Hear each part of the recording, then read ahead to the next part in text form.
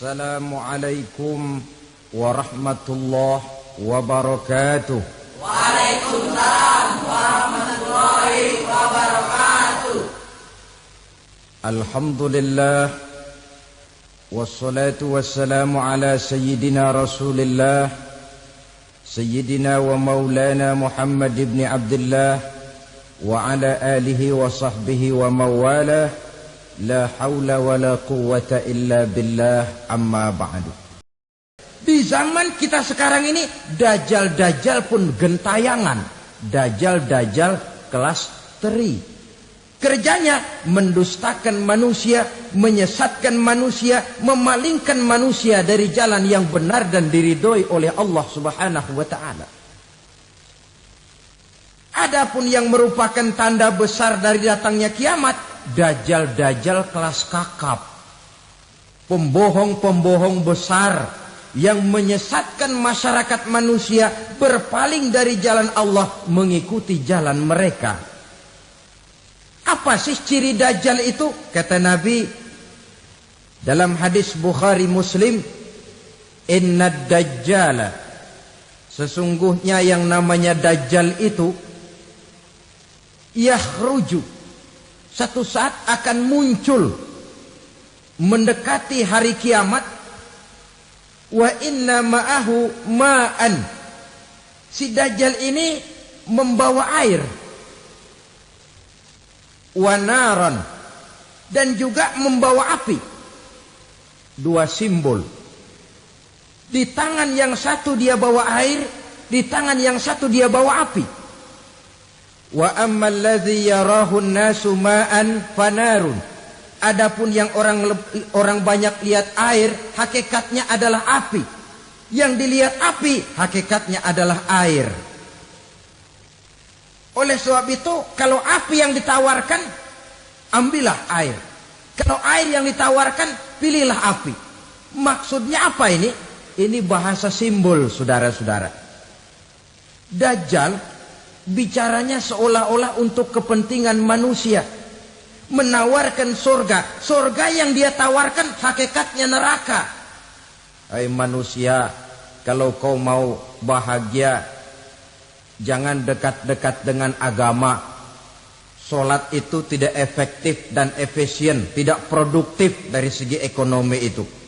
Menghadiri majelis taklim cuma buang-buang waktu. Tahajud, tasbih, tahlil, baca Quran, apa itu? Pekerjaan mubazir saja. Hidup ini cuma sekali, masa yang cuma sekali, manfaatkan dengan sebaik-baiknya. Mumpung, dibawanya sifat mumpung tetapi dalam pengertian yang sangat negatif.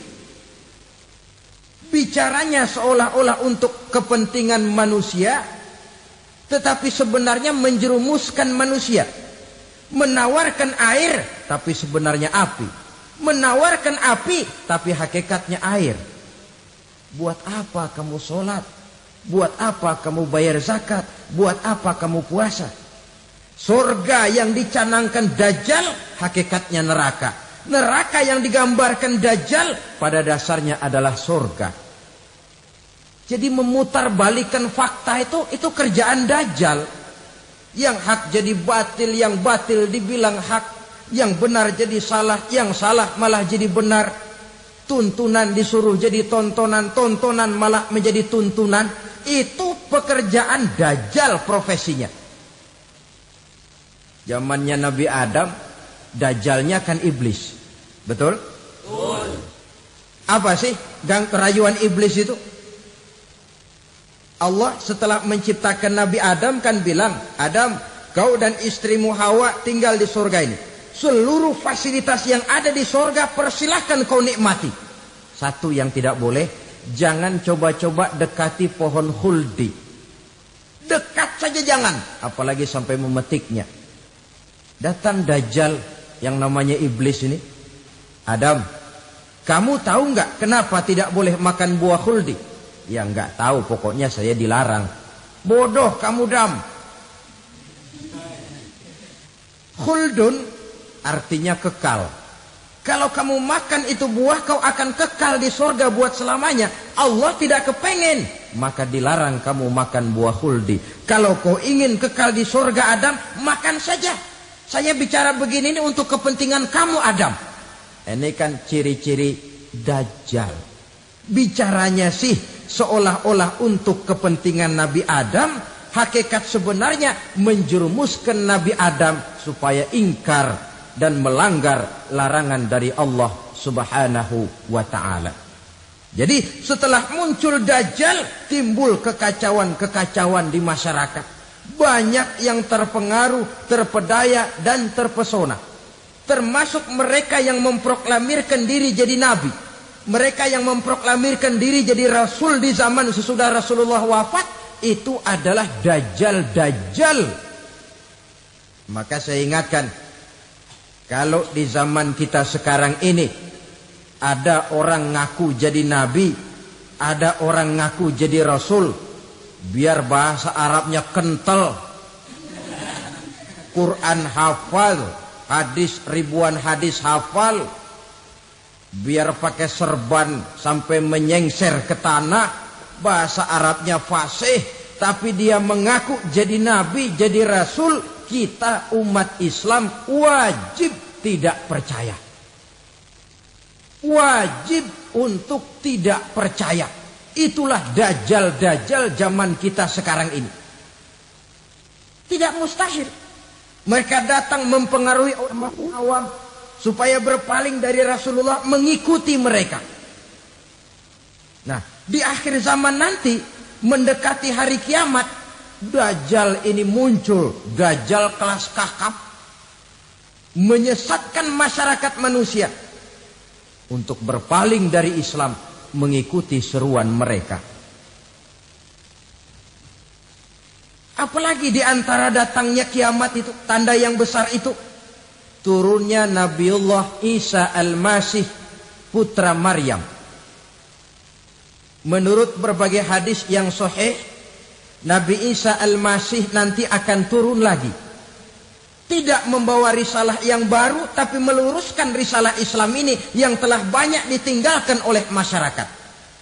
Bahkan ada hadis menjelaskan beliau akan membunuh Nabi, mematahkan kayu-kayu salib, lalu melaksanakan haji dan umrah mengikuti syariat Nabi Muhammad, bukan membawa agama baru.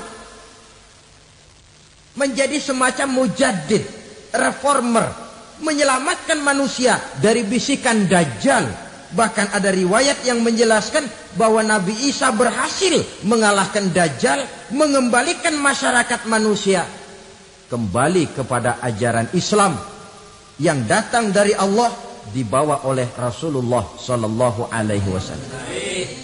Dengan kata lain, turunnya Nabi Isa bukan sebagai Nabi dan Rasul baru, tetapi mengikuti syariat Nabi kita Muhammad Sallallahu Alaihi Wasallam. Saudara hadirin, ibu-ibu hadirat yang saya hormati, kemudian apalagi di antara tanda-tanda besar akan datangnya kiamat itu? Keluarnya asap atau awan. Kata Nabi, inna min asratis sa'ah dukhanan yamla'u ma bainal masyriqi wal maghrib. Di antara tanda-tanda kiamat, munculnya awan antara langit dan bumi. Ini pun diperkuat dalam surah Ad-Dukhan ayat 10. Fartaqib yawma ta'ti as-sama' bidukhanin mubin fayughshan nas hadza azabun alim. Bagi orang-orang yang beriman, mereka biasa-biasa saja. Tapi bagi orang kufur, datangnya asap dan awan ini merupakan azab yang kelewat pedih. Barangkali sedikit mendekati gambaran tentang azab yang pedih ini, saya ingatkan alam pikiran kita kepada peristiwa yang belum lama terjadi. Pernah dengar berita bocornya reaktor nuklir di Chernobyl, Uni Soviet? Pernah dengar? Nah, bocornya reaktor nuklir di Chernobyl yang mengakibatkan ratusan bahkan sangat mungkin ribuan nyawa. Cuma satu reaktor. Bagaimana kalau seluruh cadangan nuklir yang dimiliki oleh para negara adik kuasa ini diledakkan? Bahkan yang konon menurut catatan, cadangan nuklir yang dimiliki bersama oleh Amerika dan Rusia sekarang ini sudah sanggup memusnahkan 6 miliar manusia.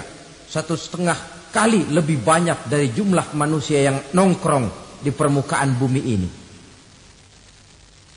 Saudara-saudara hadirin yang saya hormati, lalu saat mendekati hari kiamat, apalagi tandanya? Setelah Nabi Isa wafat, pada saat turunnya yang kedua kali, lalu Allah meniupkan angin sejuk. Semua orang-orang beriman, orang-orang baik wafat. Sehingga penghuni bumi ini cuma tinggal lagi terdiri dari orang-orang kafir. Tidak ada lagi di bumi ini yang bisa mengucapkan Allah. Sehingga dalam hadis qudsi itu ada keterangan, Innallaha azza wa jalla yaqulu li Israfil. Allah pernah pesan kepada malaikat Israfil. Kata Allah, Israfil, Iza sami'ta qailan yaqul Allah, Allah, fa akhirin nafah 40 sanatan ikraman liqailiha. Hai Israfil, apabila kau dengar di permukaan bumi masih banyak orang yang mengucapkan Allah, Allah, maka tunda sangkakala kiamat itu 40 tahun. Untuk apa? Ikraman liqailiha, menghormati orang yang mengucapkan Allah, Allah itu. Wah, jadi karena sekarang masih banyak yang mengucapkan Allah, besar hatilah kita, masih jauh kiamat itu. Tapi jangan lupa, kiamat pribadi, kiamat kecil, itu yang gak kita sangka-sangka. Ajal datang mencabut nyawa, itu kiamat pribadi. Dan itu yang pasti kita hadapi. Dan itu yang membuat kita tidak boleh bersikap main-main di dalam kehidupan sekarang ini. Saudara hadirin yang saya hormati, tidak ada lagi orang-orang muslim. Seluruh penduduk dunia ini kafir. Lalu terciptalah struktur sosial yang berlandaskan prinsip hidup semau gue. Bakal terjadilah prinsip di mana yang kaya menyantap yang miskin, yang kuat menindas yang lemah. Hidup sudah bagaikan di rimba belantara. Berlaku hukum rimba. Siapa yang kuat dia yang menang. Siapa yang lemah menjadi mangsa. Timbul kekacauan. Maksiat merajalela. Munkarat menjadi-jadi. Sehingga isi bumi ini penuh dengan segala macam perbuatan dosa. Tidak ada perlunya lagi alam diperpanjang temponya. Datang saat yang sudah dijanjikan oleh Allah Azza wa Jalla, maka terjadilah yang disebut kiamat kubra, kiamat besar, kiamat ancur-ancuran. Bagaimana kejadian ini dimulai? Dalam surah Az-Zumar ayat 68, Allah Subhanahu wa taala berfirman, "Wa nufikha fis-suri fasa'iqa man fis samawati wa man fil ardi illa man sya'allahu." Maka manakala ditiuplah sangkakala, terkejutlah seluruh yang ada di langit dan seluruh yang ada di bumi. Bila saat kiamat datang, Allah perintah malaikat Israfil, Israfil, tiup sangkakalamu. Ditiuplah sangkakala oleh malaikat Israfil. Yang akibat daripada tiupan itu, seluruh yang ada di langit, seluruh yang ada di permukaan bumi terkejut. Yang ada di langit siapa? Malaikat kan. Bayangin aja kalau malaikat kaget, apalagi kita. Terkejut seluruh makhluk yang ada di bumi, yang ada di langit mendengar suara sangkakala itu. Bunyinya tidak sanggup kita bayangkan dahsyatnya. ledakan nuklir, ledakan neutron, belum apa-apa ketimbang bunyi sangkakala malaikat Israfil ini.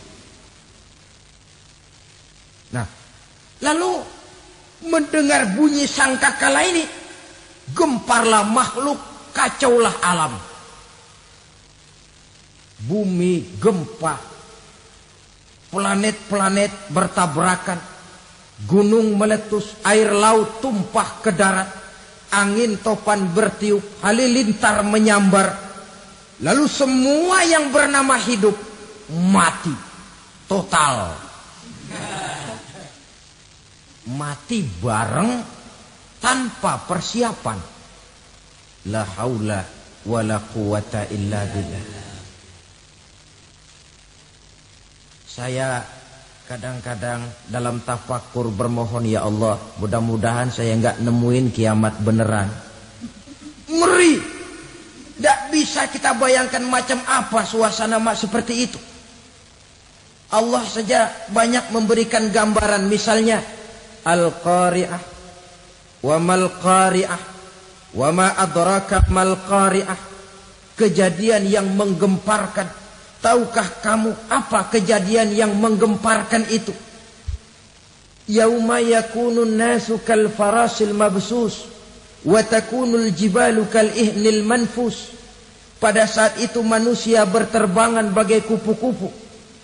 Gunung berterbangan seperti kapas ditiup angin. Gunung saja macam kapas, konon lagi manusia. Kematian total, mulai semut sampai gajah mati,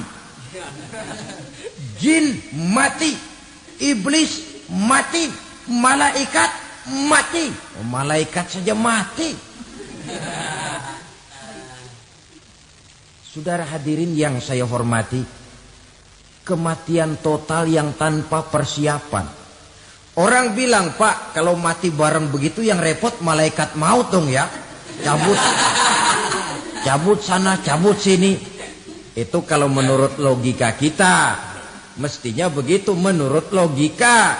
Tapi logika juga yang nggak perlu serepot itu. Sebab untuk mematikan listrik di wilayah DKI, di wilayah Jakarta, nggak perlu tiap rumah didatengin, matiin, ya lama. Cukup dari kantor pusatnya saja PLN, tekan satu tombol, gelaplah seluruh Jakarta. Saudara hadirin yang saya hormati, kematian total. Lalu setelah kematian total, planet-planet juga mati, dalam arti tidak bergerak dan beredar. Angin mati, dalam arti tidak bertiup. Air mati, dalam arti tidak ada riak gelombang. Pokoknya semua mati. Kullu nafsin za'iqatul maut. Semua yang bernafas mati. Dalam ayat lain, kullu man 'alaiha fan. Semua yang ada di permukaan bumi fana. Yang kekal cuma Allah Subhanahu wa ta'ala. Yang paling belakang mati, malaikat maut dan malaikat Israfil. Tapi mati juga sesuai dengan janji Allah. 40 lamanya. Tidak dijelaskan oleh Abi Hurairah 40 jam, apa 40 hari, apa 40 tahun. Hadis-hadis cuma menyebutkan 40 saja. Sunyi alam. Yang tinggal cuma Allah saja lagi. Ketika itu Allah berseru-seru, katanya, limanil mulkul yauma. Siapa para penguasa hari ini? Mana itu raja-raja dan penguasa yang dulu mengaku jadi Tuhan? Fir'aun. Mana Fir'aun sekarang? Yang dulu jadi raja, merasa berhasil, sombong, lalu tidak mau turun-turun dari kekuasaannya, sampai kepada puncak kekurang ajarannya mengangkat diri jadi Tuhan. Mana itu Fir'aun? Namrus. Mana sekarang Namrus? La ilaha illa ana. ternyata tidak ada Tuhan lain selain daripada aku, kata Allah. Proses kemudian, saudara-saudara, turunlah hujan dari langit. 40 lamanya hujan itu. Tidak jelas juga 40 jam apa 40 hari. Setelah air turun membasahi, datanglah tiupan sangkakala yang kedua. Semua yang bernama mati bangkit dari kuburnya masing-masing. Ini yang disebut Yaumul Ba'thi, hari kebangkitan.